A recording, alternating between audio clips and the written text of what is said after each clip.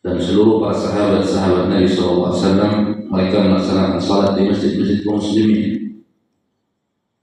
baik Masjid Nabawi yang ada di pusat kota Madinah atau di masjid kampung-kampung yang mereka tinggal ketika itu. Mereka melaksanakan salat secara berjamaah bersama kaum muslimin, kecuali bagi mereka yang diberikan uzur. Dan di antara uzur itu adalah bagi siapa yang sedang sakit.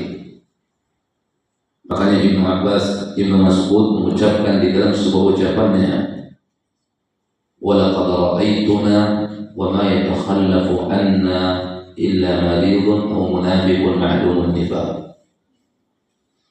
Sungguh aku melihat para sahabat, sungguh aku melihat kami-kami, maksud kami di sini adalah para sahabat, karena dia pun bagian dari sahabat, makanya disebut ra'aituna, saya melihat kami, maksudnya adalah sahabat, karena dia bagian dari sahabat, bahkan sahabat yang melihat. Walaqad ra'aituna, sungguh aku telah melihat kami, maksudnya para sahabat-sahabat Nabi, laksanakan salat di masjid-masjid kaum muslimin. Wa ma yatakhallafu anna illa maribun, tidak ada yang berpaling dari salat berjamaah kecuali kami yang sedang sakit. Nah, orang yang sakit diberikan uzur untuk tidak datang ke masjid melaksanakan salat di rumahnya, apalagi mungkin notabene sakit-sakit yang akan menular. Maka hendaknya seorang tidak memaksakan dirinya datang ke masjid, hendaknya dia salat di rumahnya karena dia diberikan uzur. Dan orang yang memang kebiasaannya ke masjid melaksanakan salat secara berjamaah bersama kaum muslimin, kemudian dia dikurung oleh uzurnya sehingga dia tidak datang ke masjid, walaupun dia salat di rumah, pahala jamaah tetap dia dapatkan. Maka tidak mesti dipaksakan, apalagi ketika dia memiliki sakit yang bisa menular kepada orang lain. Karena sebagian orang tetap memaksakan dirinya, ini tidak baik, masyaallah muslimin. Takut ketinggalan pahala jamaah. Kalau sebelumnya dia orang yang rutin jamaah, dia tetap mendapatkan pahala keutamaan jamaah walaupun dia sholat di rumahnya. Maka tidak baik memaksakan diri, apalagi sampai akan menularkan penyakitnya kepada orang lain. Kemudian yang kedua, illa munafiqun ma'lumun nifaq, atau dia seorang munafik yang diketahui kemunafikannya. Maka dua kemungkinan saja di masa sahabat-sahabat itu, orang-orang yang tidak terlihat di masjid-masjid kaum muslimin. Kalau dia bagian dari kaum muslimin, berarti dia sakit. Atau barangkali mereka bukan bagian dari kaum muslimin, berarti mereka orang munafik yang terkadang nampak di masjid-masjid melaksanakan salat. Semoga Allah Ta'ala menerima ibadah salat yang baru saja kita lakukan. Allah jadikan sebagai pemberat timbangan-timbangan kebaikan kita pada hari kiamat. Salam dan salam tercurahkan untuk Rasulullah SAW, tercurahkan juga salam dan salam untuk keluarga Nabi, seluruh para sahabatnya, Al-Baiti At-Tayyibin At-Tahirin, wa ala sahabatihi al-kiram al-ghurril mayamin, wa man tabi'ahum bi ihsan ila yaumiddin.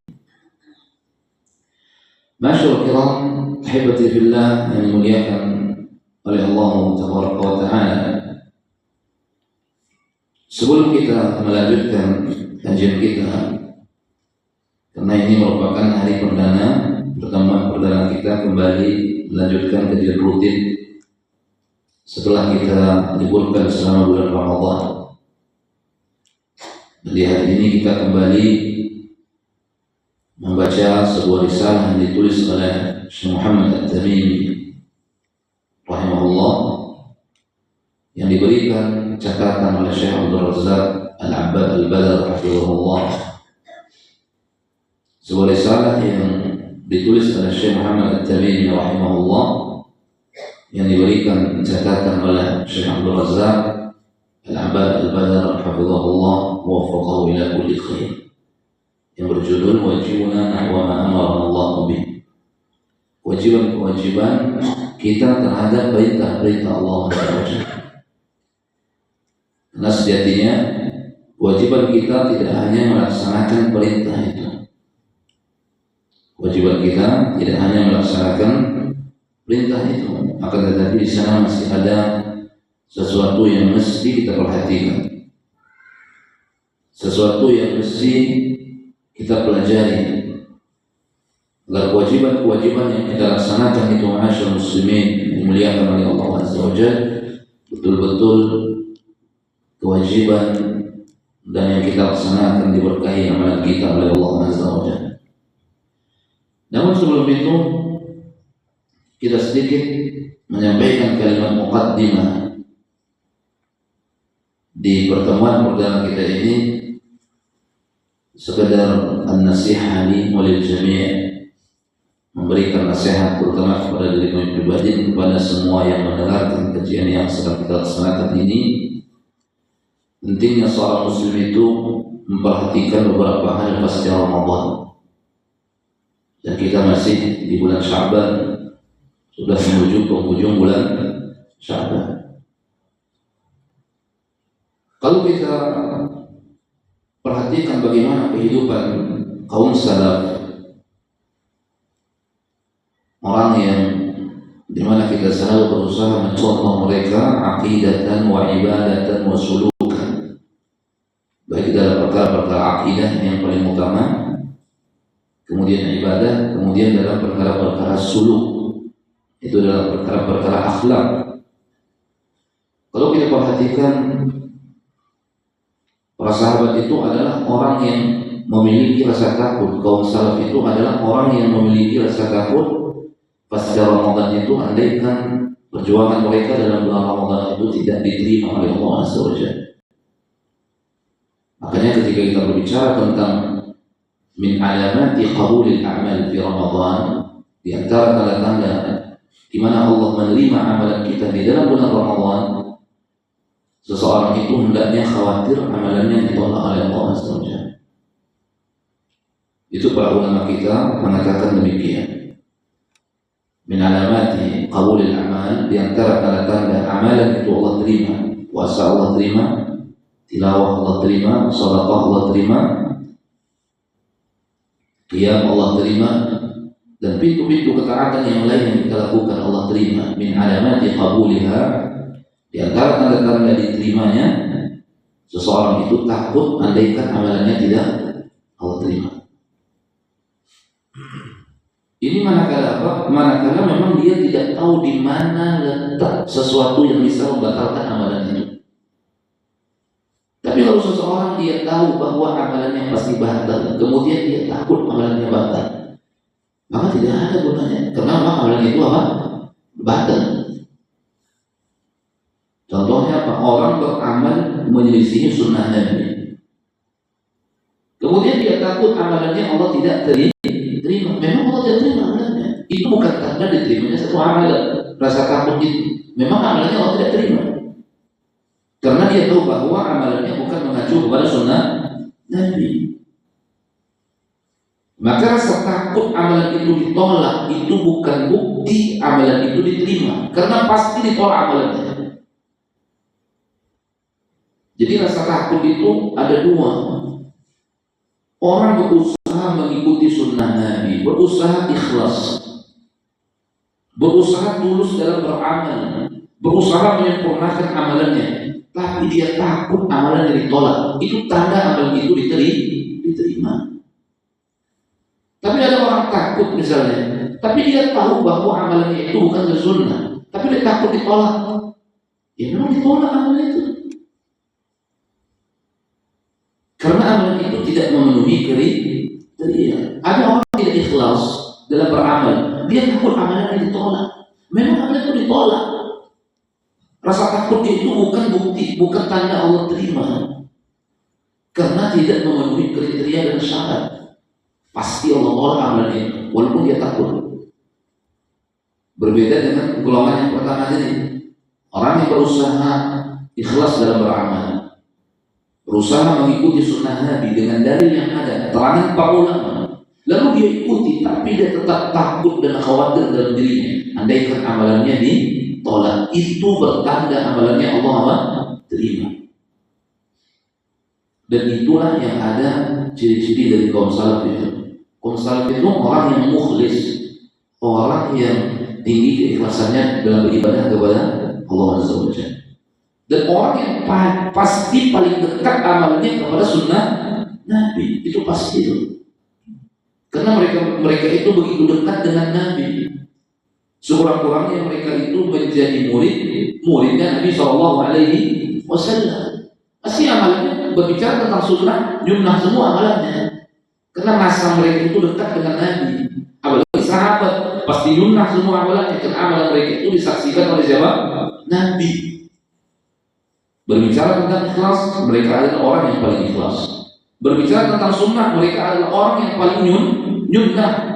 Kemudian timbul rasa takut dalam jiwa mereka, andaikan amalannya ditolak. Yang seperti itu, itulah tanda-tanda amalan itu Allah terima. Tapi orang sudah tidak ikhlas, dia tidak nyunnah, takut amalannya ditolak. Memang amalannya ditolak oleh Allah Azza wa Jalla. Itu bukan tanda amalan itu diterima oleh Allah Subhanahu wa Ta'ala. Maka masyaallah muslimin, karena itu yang muncul di dalam jiwa-jiwa orang-orang yang menginginkan amalannya dalam bulan Ramadan itu, maka dia mesti memperhatikan beberapa hal pasca Ramadan itu, mempertahankan amalan-amalan yang telah dia tanam di dalam bulan Ramadan. Berlalu Ramadan bukan berarti berlalu hak Allah Taala untuk ditunaikan. Berlalu puasa bukan berarti berlalu ketaatan-ketaatan yang bisa kita lakukan di dalam pasca Ramadan ini. Ada beberapa hal yang mesti kita perhatikan ma'asyar muslimin pasca Ramadan. Yang pertama adalah bagaimana pentingnya kita pasca Ramadan ini mempertahankan nilai-nilai ketaatan di luar bulan Ramadan ini.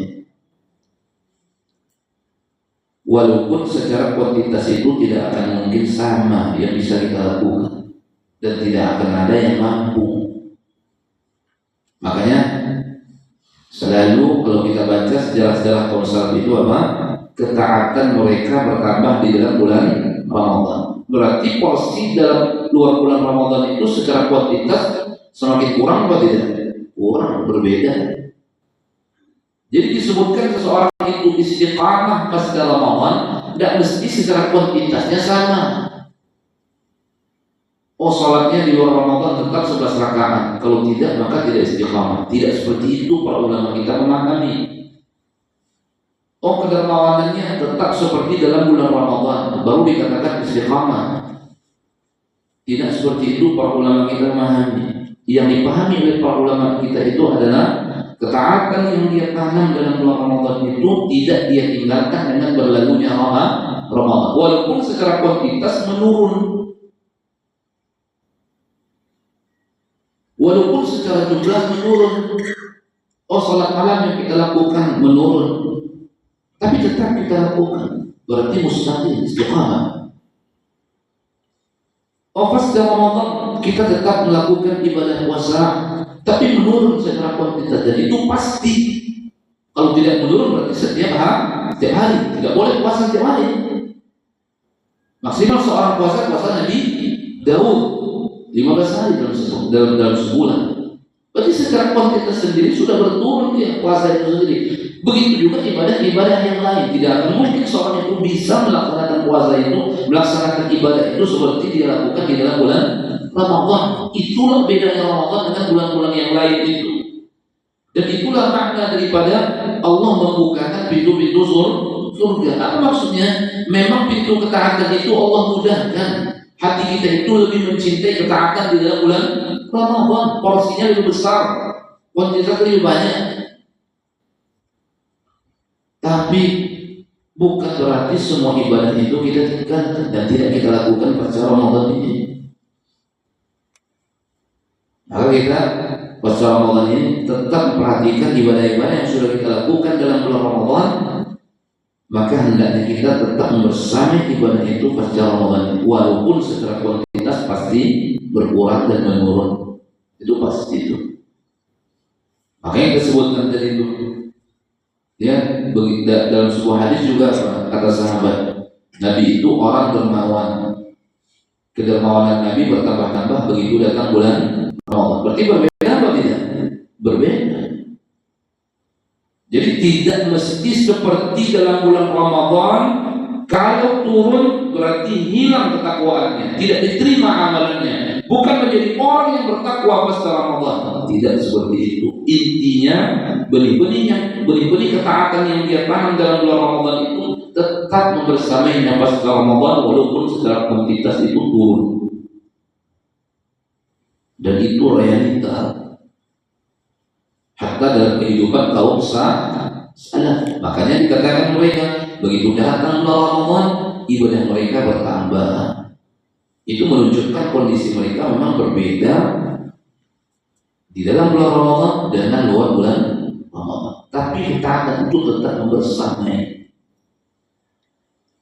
Maka pas Ramadan ini, ma'asyiral ikhwah, ada beberapa hal yang mesti diperhatikan. Pertama, puasa.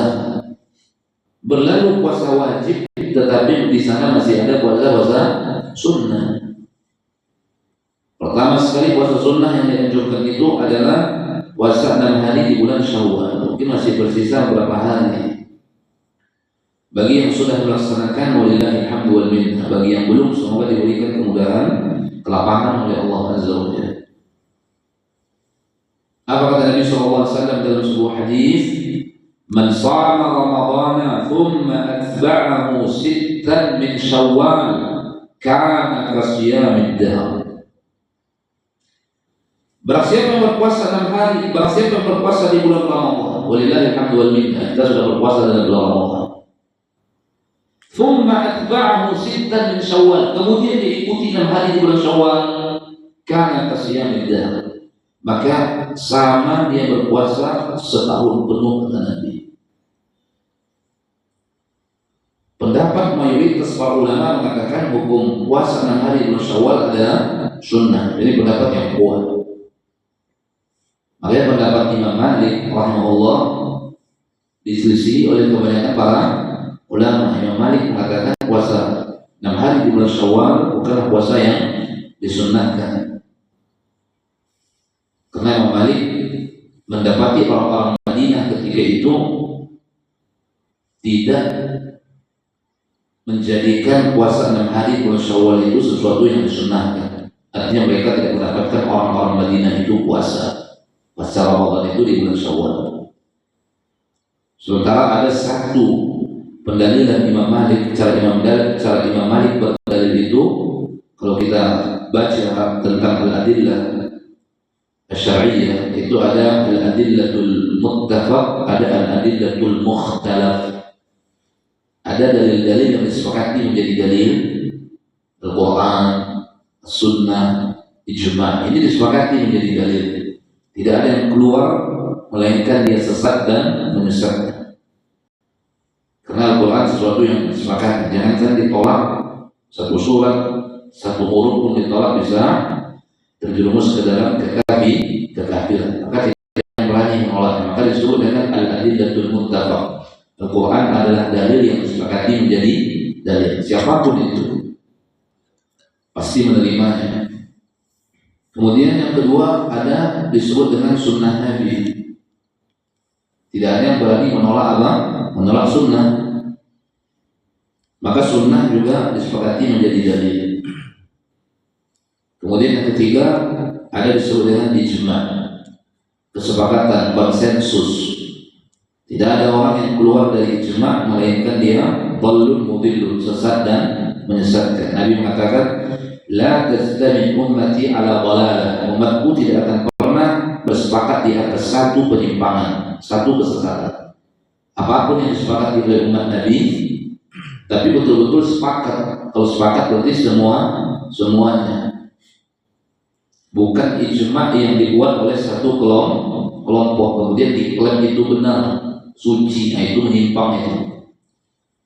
Jadi ijma di situ bukan ringan praktek. Ijma itu ijma semuanya dari A sampai Z. Di situ ada berapa orang ulama di satu masa itu ada 1000, berarti semuanya sepakat dengan 1000 itu. Baru dikatakan itu adalah kesepakatan. Tapi ribuan para ulama yang sepakat cuma 100 orang. Walaupun berkuar-kuar mengatakan itu ijma, maka sesungguhnya tidak dikatakan ijma. Karena ijma itu ya semuanya ulama mu'asrin, seluruh ulama yang hidup di masa itu bersepakat itu pasti suci pendapatnya, pasti benar, wajib kita ikuti. Karena Nabi yang mengatakan la tajtami ummati ala dhalalah, umatku tidak akan pernah bersepakat di atas satu kesesatan dan satu penyimpangan.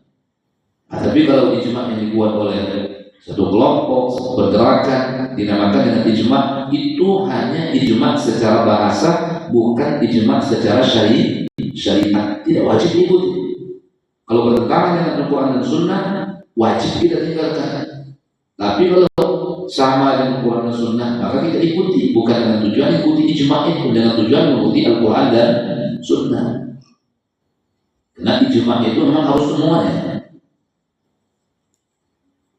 Walaupun ada sebagian pendapat mengatakan, terutama dari kalangan ahli hadis, mereka mengatakan kalau yang berselisih satu atau dua, sedikit sekali yang berselisih, maka pendapat yang banyak itu tetap dikatakan ijma. Tapi satu dua yang berselisih. Tapi terkadang sesuatu yang dikatakan ijma itu, yang berijma itu lebih sedikit daripada yang tidak berijma. Ini keliru, tidak benar dari sisi syariatnya. Tapi kalau dari sisi bahasa, karena itu merupakan satu pergerakan, satu kelompok atau satu pemikiran, ya sudah. Tapi dari sisi syariat ya tidak. Kemudian ada dalil disebut dengan al-adillatul mukhtalaf. Ada dalil-dalil yang diperselisihkan menjadi dalil. Sebagai mazhab menjadikan itu sebagai dalil, mazhab yang lain tidak menjadikan itu sebagai dalil. Nah, dari kalangan Imam Malik ini, Imam Malik memiliki satu dalil yang satu dalil itu sesuatu yang dijadikan sebagai manfaat pijakan hukum. Apa disebut dengan amalu ahli Madinah, amalan orang Madinah, perbuatan orang Madinah. Walaupun memang ini keterangannya panjang, bahkan di dalam Imam Malik sendiri pun pengikut-pengikutnya ada perbedaan pendapat juga dari sisi mengamalkannya, menerapkannya. Tapi secara umum amalan orang Madinah itu dijadikan sebagai dalil oleh Imam Malik.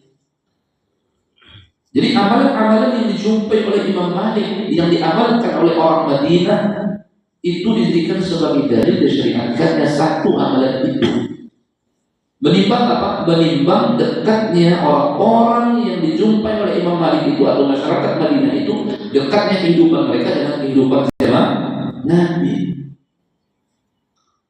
Berarti kalau itu dijadikan sebagai dalil, amalan mereka ini dijadikan sebagai dalil, itu sesuatu yang tidak mereka amalkan, berarti menunjukkan sesuatu itu mereka tidak mendapatkan dari siapa?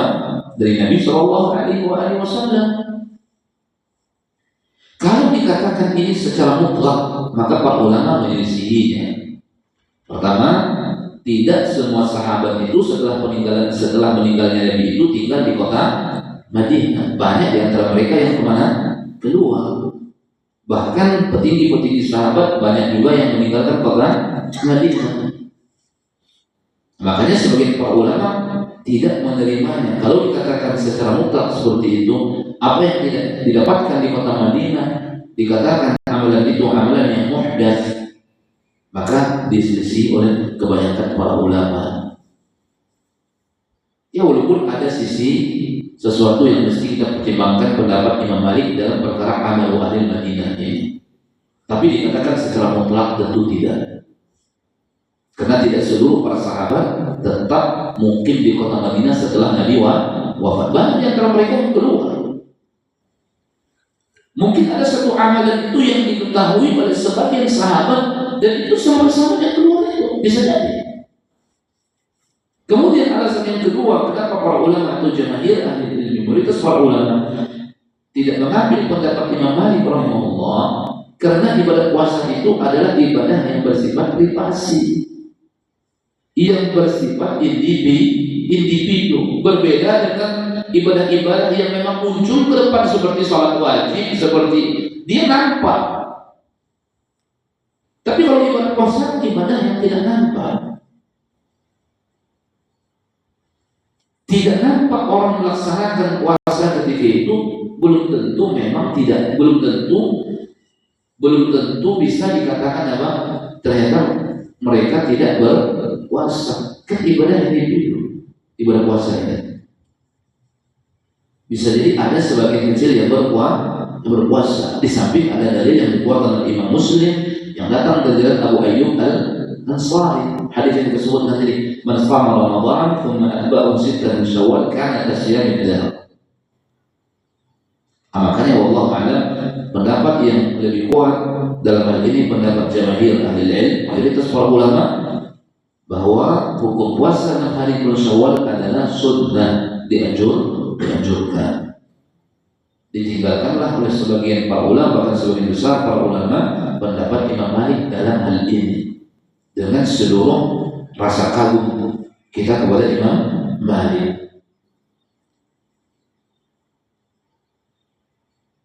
Itu yang pertama. Jadi puasa jangan sampai kita tinggalkan. Jangan sampai kita bertemu lagi dengan puasa itu hanya di bulan Ramadan tahun depan. Setahun penuh itu kita tidak melaksanakan puasa sebulan-bulan. Yang pertama, kalau kita bisa puasa lebih dahulu. Tapi mungkin jarang orang yang sanggup melakukan.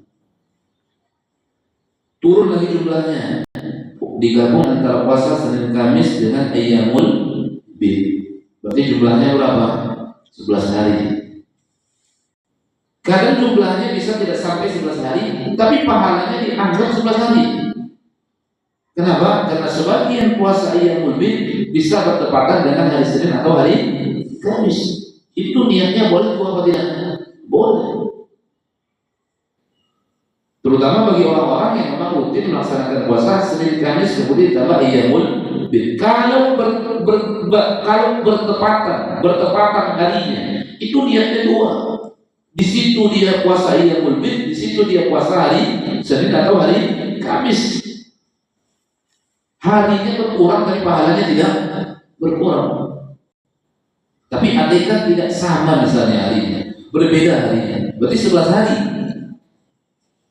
Tadi 15 hari, tidak mampu 15 hari puasa lebih jauh, berarti kurang 11 hari. Kemudian tidak mampu 11 hari puasa muslimin, kurang 8 hari. Kurang 3 hari tinggal 8. Puasa hari Senin, puasa hari Kamis.